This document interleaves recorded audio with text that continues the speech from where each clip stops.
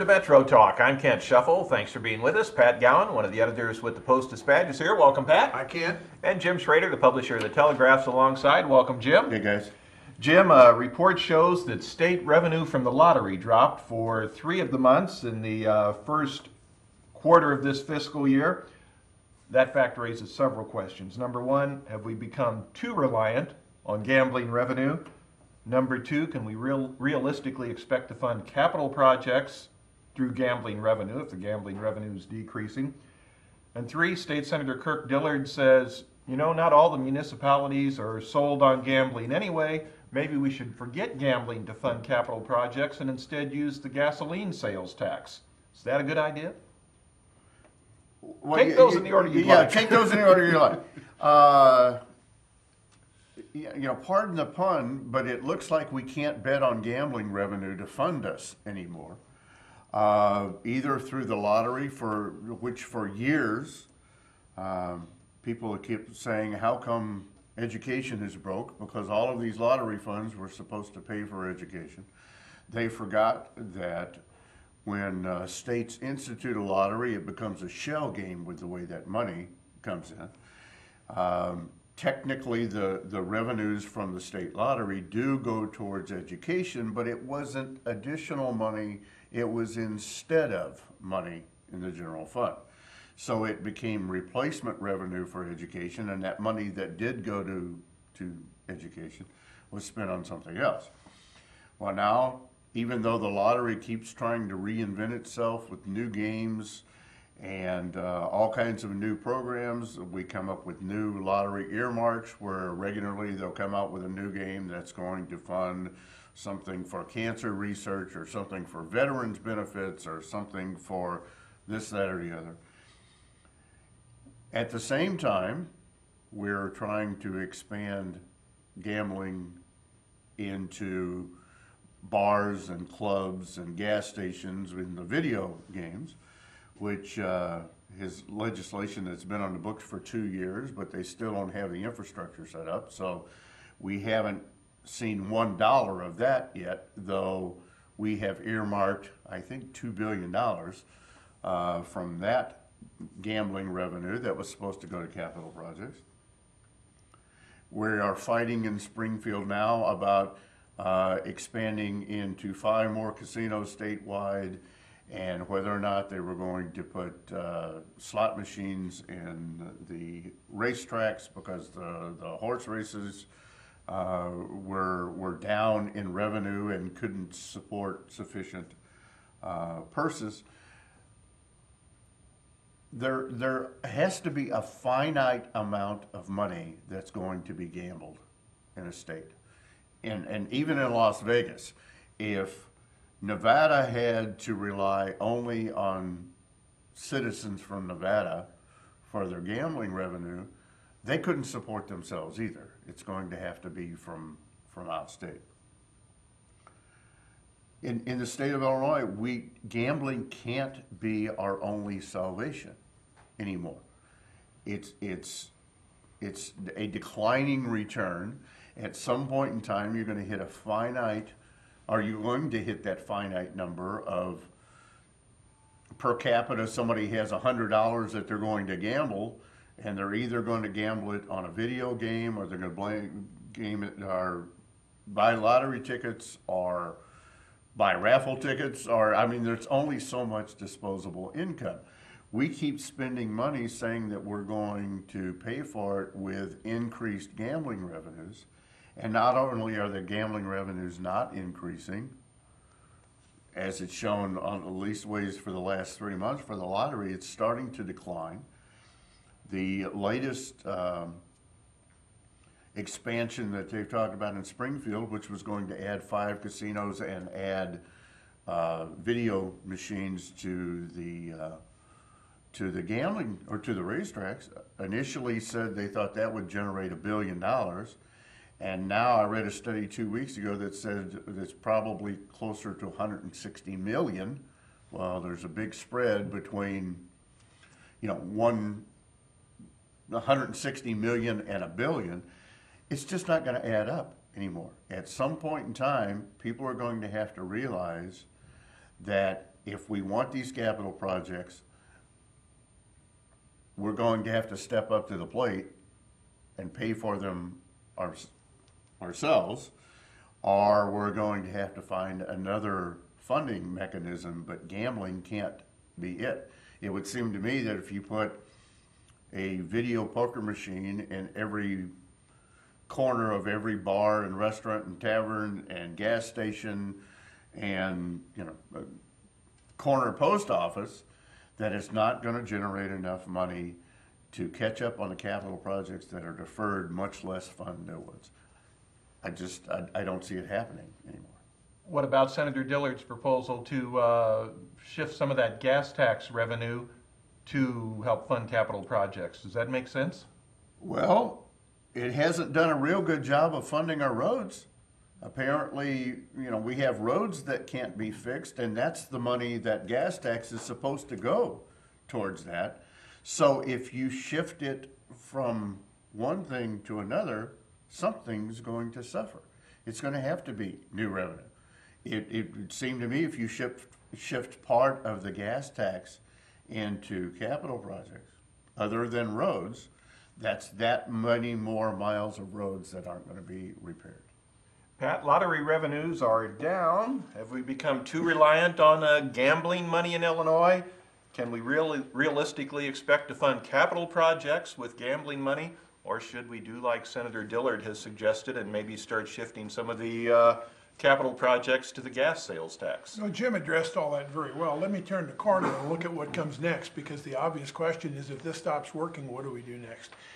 And I think that looking back at what we've done with gambling and liquor, the very obvious answer is we're going to have state brothels and then probably state sold drugs. I would think starting with marijuana and maybe drawing the line there, I hope, but I'm only half kidding. We had prohibition, drinking was terrible, we had to stop the scourge of liquor, and then America found you couldn't stop people from drinking that way, so the next best thing was to let them do it and tax the heck out of it, and we have taxed the heck out of alcohol consumption. So what did the underworld do when they didn't have illegal liquor to sell? Well, they were selling prostitution and they were selling gambling. And those were scourges, and we put lots of law enforcement effort against the gambling. And then eventually somebody caught on to the idea that everybody loved the numbers racket. You pick some numbers every week, and the people who picked the right numbers, came up with a lot of money. So the state took it under its wing, and what had been the mob's numbers racket became the state's lottery, and that was a pretty good cash cow for us. But casinos were forbidden. That was for sin cities like Atlantic City and Las Vegas. But then there was so much money in casinos, they figured, well, what the heck? People are going to gamble anyway. Let's go to casino gambling. So then we had that. But don't gamble in the neighborhood bars and stuff, because that's still bad. That's where you gamble away your paycheck. But now we've got a law that says you can do that too, although 2 years later the state hasn't gotten its act together to make that happen. By the way, that has been blocked in no small part by a lawsuit by a liquor distributor over another portion of the law that increased taxes on liquor, and that went all the way to the Illinois Supreme Court, which sided with the state law. So now maybe they'll start putting some infrastructure in place for the bar gambling that was promised 2 years ago and hasn't come to be yet. But we're sort of running out of things. And I'm figuring, so the next logical thing, we're still fighting prostitution. We do allow some fairly risque things to go on, especially over in St. Clair County. But, go after prostitution next. And then maybe marijuana is not going to be so bad as a revenue source, because we're tapping out gambling very clearly. That first third of the year, gambling revenue overall was down $6 million. That extrapolates out to maybe 18 or 20 million if it keeps up in a year. That's a lot of money, and a harbinger of things to come. It isn't logical that every time you build a casino that you build a new market to go to that casino. You're going to be drawing from other casinos, and there comes a point at which people are just gambled out. And I've always said you could tell when that point was reached, because the first time I ever invested money in a casino, that would be the one casino too many. That would be the one that proved it. But we got to look somewhere else. It's been an easy source to tap, but it's tapped out. Does it make any sense to use the gas tax Well, for capital projects? I think he's talking about the sales tax on Right. gasoline, which goes to a different place, I think, than the gas tax, which I think goes to the road fund. But I don't think the sales tax on gasoline goes there right now. But Jim's point's very well taken. At the moment, the state can't afford to spend the money it takes to operate the state, let alone fund capital improvements on top of it. So while it would be a very good idea to have a dedicated revenue stream for that, heck, it'd be a good idea to have a dedicated revenue stream for almost everything. At the moment, the state's in such bad financial shape, it's hard to imagine how it's going to allocate money to keep our infrastructure from falling around our heads. But I hope they do. They need to. But this is a terrible time for that. We need to take a break. We'll have more Metro Talk in just a moment. Hi, I'm Audrey Lucchese, and I'm from Alton, Illinois. I love music, and that's why I came to Lewis & Clark. It's been an amazing experience here at Lewis & Clark, working with students that are so talented, coming from all over the area, and they work so hard to follow their dreams. The music faculty at Lewis & Clark they're fantastic, and they're there every step of the way to push you to follow your dreams. One of the unique opportunities that I have had at Lewis & Clark is being able to record my own music with a fellow student here. Being able to record our music has opened doors for us in the music industry. My long-term goal is to finish here at Lewis & Clark and then to transfer to a four-year school and finish my degree in music performance. I would recommend Lewis & Clark to another student because it is definitely a great place to get started and it can open so many doors for you.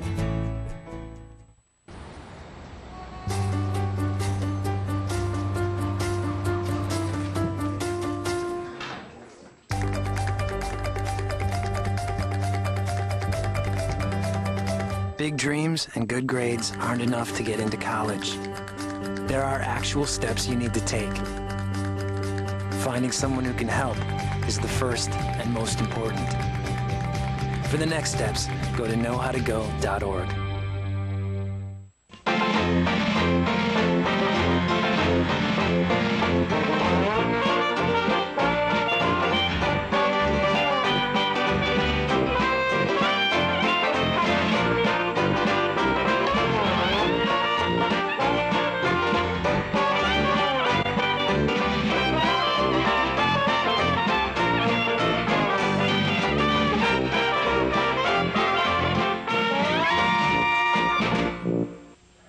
You're watching Metro Talk. I'm Kent Scheffel. Jim Schrader and Pat Gowan are alongside. Pat, we had multiple questions related to gambling. We also have multiple questions relating to sentencing of political figures. Tony Resco, a fundraiser for former Governor Blagojevich, was sentenced to 10.5 years in prison. That's pretty stiff for that kind of conviction, at least stiffer than normal. Are you surprised by the length? And then also former Governor Blagojevich, once FBI wiretap tapes played at his sentencing. Should those tapes be played? Well, putting the two together, it might be right punishment for Resco to make Resco listen to those tapes while he sits in jail. And I think that would be worth knocking a year or two off his sentence if he had to do that. Taking Resco first, experts in Chicago are saying, my gosh, anything over 10 years is really a stiff sentence for public corruption in Illinois. Or another way to say it is, well, gosh, I didn't know you guys were serious about this corruption stuff. If I'd known I'd get 10 years, I wouldn't have shaken down all those people for money, you know, and the public interest. I don't particularly have any sympathy for Mr. Resco, and I think it is probably a harbinger for doom for Mr. Blagojevich when he comes up for sentencing in another week and a half or so, that he's probably going to go away for a similar amount of time, I would think. Federal government's disgusted with the corruption in Illinois, and increasingly you're making an example of these people. What did Ryan get? 6.5 years, I think. So this is certainly ratcheting up the time from that. So maybe people will take notice. Resco has had a million excuses why his sentence ought to be less than it is, but you'll have to get used to the reality of the feds taking this seriously. As for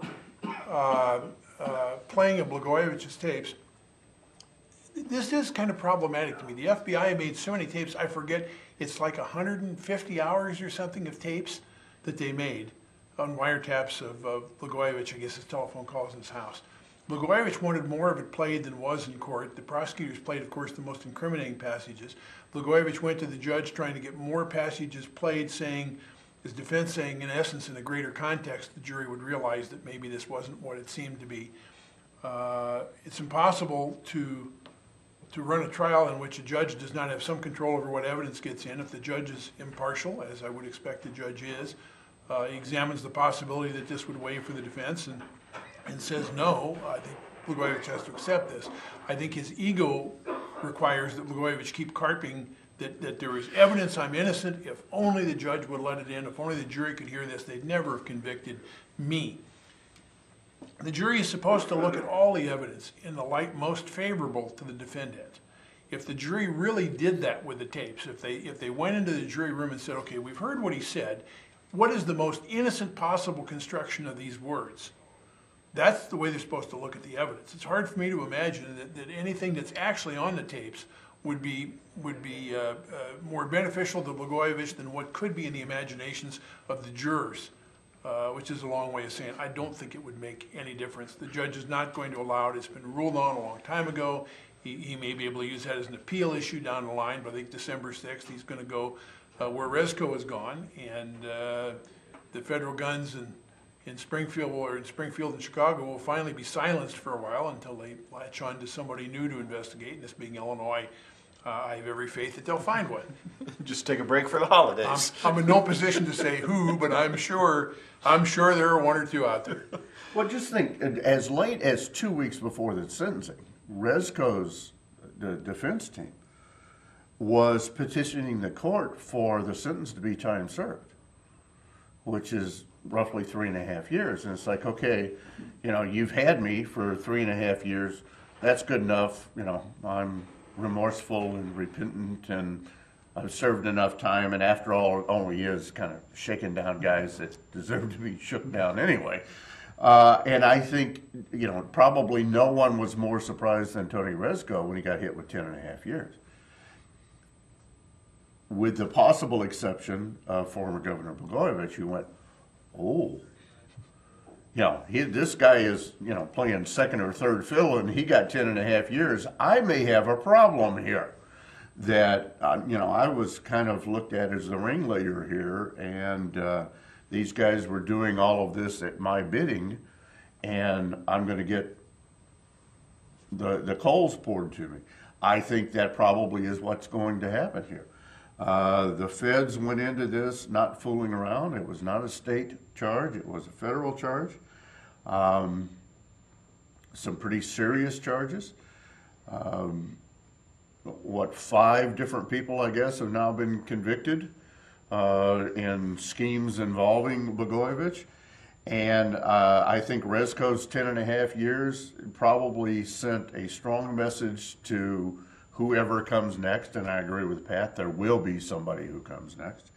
And if I was Mr. Blagojevich, I would think, I might as well get real comfy wherever they send me, because if they're going to send all of these other guys to prison for extended terms, I'm not going to get a slap on the wrist. I might as well get used to wearing a jumpsuit as well. Should tapes be played at his sentencing hearing? I don't know what it would prove, other than, as Pat said, it would stroke his ego.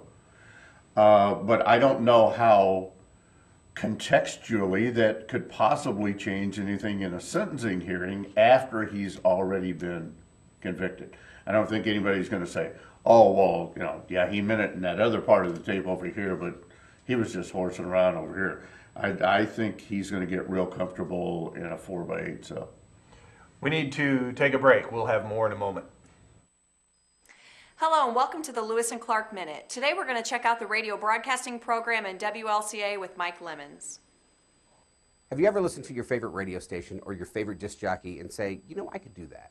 Or maybe you're the type of person who says, I could never do something like that. Well, with the help of first-year mass comm student John, we're going to show you just how easy it is. Each voice intro starts with talking about the band that just played, and we add a station identifier. Next, you want to offer some information that may be of interest to your audience. And finally, tell the listeners what the next song is, who sings it, followed by another station identifier. John will do one live now. Silver Sun Pickup Substitution on WLCA. The Big Pink released their debut album called A Brief History of Love. The single is off that album. It's The Big Pink with Dominoes. It's on College Radio's Best 89.9. This has been your Lewis and Clark Minute.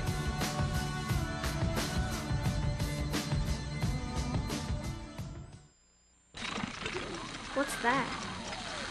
I don't know. Something I kind of made. Ooh, what's it do?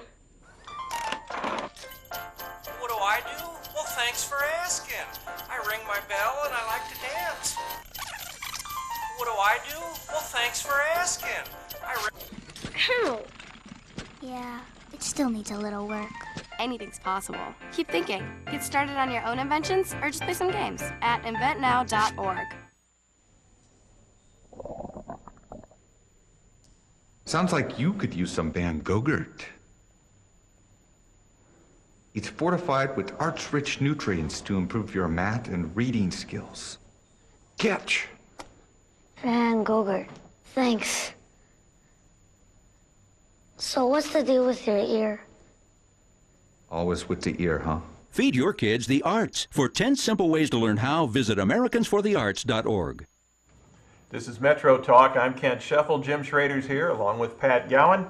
Jim, President Obama has commuted the prison sentence of Eugenia Jennings of Alton. Both Senator Durbin, who wrote a letter on behalf of Mrs. Jennings, as well as the president, thought she should be released. Senator Durbin tied his reasoning to disparities in the law over sentencing for crack and powder cocaine. Is it good that she was released? Does it make sense? Well, by all indications from everything we were hearing, Ms. Jennings is lived the straight and narrow while she was in prison.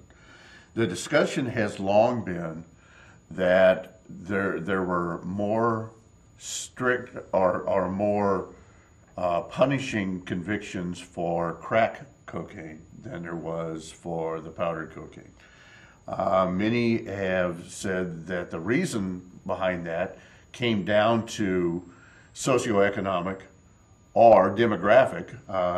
The crack cocaine was more of a poor man's type drug, and the powdered and more pure cocaine was more of a rich man's high, and therefore there was disparaging terms in sentencing. The street level crack dealer, kind of the poor man's connection there, would get slapped with, as in the case of Ms. Jennings, about 22 years, and where somebody in possession of a like amount of powdered cocaine wouldn't get near as stiff a sentence. Those many of those have been reviewed, and in this particular case, it appears that they were successful. They had a pro bono lawyer with Families Against Mandatory Minimums, which was the organization that has tried to reopen some of these cases.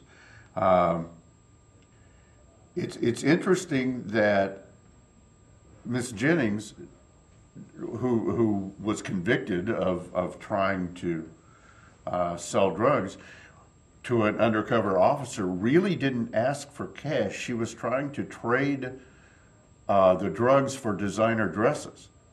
And I don't know if she was going to resell them or what it was, but it was an undercover officer, and she was convicted. Apparently came from a very troubled background. Had no life growing up, and I guess in her mind turned to a life of crime as a way out or as a defense. In any such case, she has served, I think, 10 years, and apparently has learned her lesson. I don't know that the community gets any more out of her by keeping her in prison. Hopefully she can come out, she has learned her lesson, and can be a productive citizen again. And the fact that she had some powerful politicians behind her willing to vouch for her, there's nothing wrong with that either. But sentences like this can be shortened. In some cases, not often do you have a president step forward and commute the balance of your sentence.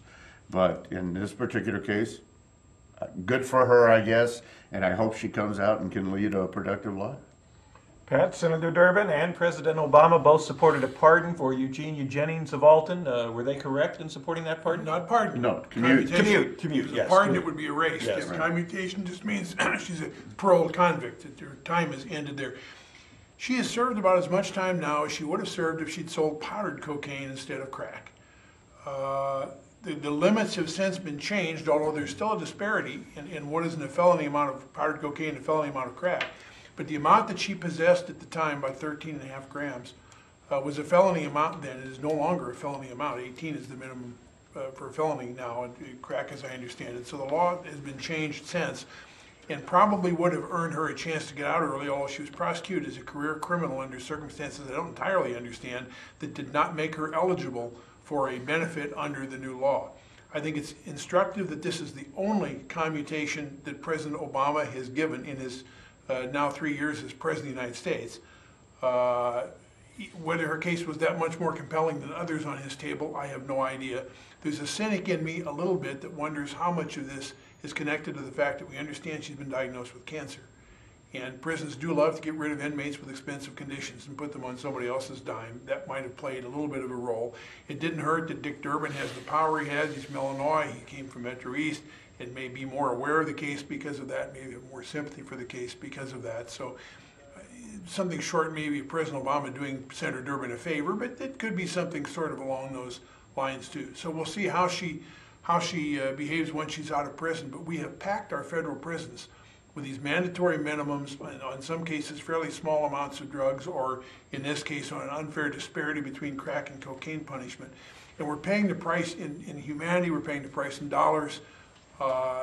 Hopefully better sense will prevail about this, and we won't have quite the prison overcrowding situation, and maybe people like Eugenia can get back on the street and make something of their lives. What we're going to do for her once she's out is going to be a good question too. It isn't like this is going to make her life with a snap of a finger suddenly all rosy. It'll depend upon what her family is able to do, what her friends are able to do, what these organizations that work so hard to get her out of prison are able to do to keep her from going back into prison. Jim, Missouri's looking at putting tolls on Interstate 70. They're needing to refinance the reconstruction of that highway. Is it time for interstates to have tolls on them? Maybe they ought to start a lottery and come up with a capital project to pay for them. Oh, wait, they tried that too, didn't they? I-70 is one of the most heavily traveled highways in the United States. Other areas do quite well with toll roads. It wouldn't bother me once you get outside of St. Louis County to create a toll road driving over to Kansas City for so forth.